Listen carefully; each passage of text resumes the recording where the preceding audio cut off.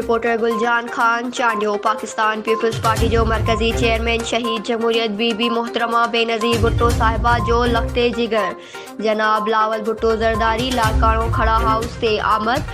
PP Sindh जे सूबाई सदर निसार अहमद खड़ो पारां केस शानदार आजियान गुलन जी वरखा चेयरमैन साहब खे बोस्की जी पग।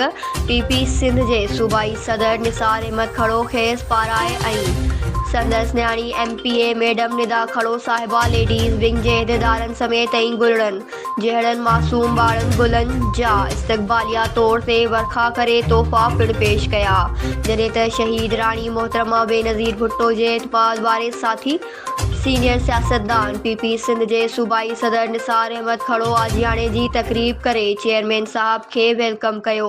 शहीदनि जे अबाणे शहर लाड़काणे खे कारकुननि वर्करनि जियालनि शहरनि ऐं शहीदनि जे काफ़िले में शरीक ख़ुसूसी तंज़ीमी अहदेदारनि साथियुनि सां मुलाक़ातूं ऐं कार्नर गॾिजाणियूं करे PP जियालनि में इत्तिसाह ऐं जमहूरी जिदोजहदी तारीख़ जो वचन विरजायो आहे। इंशाअल्लाह कामयाबी हर तरफ़ पाकिस्तान पीपल्स पार्टी जी हूंदी, हर तरफ़ जीए भुट्टो जा नारा गूंजंदा।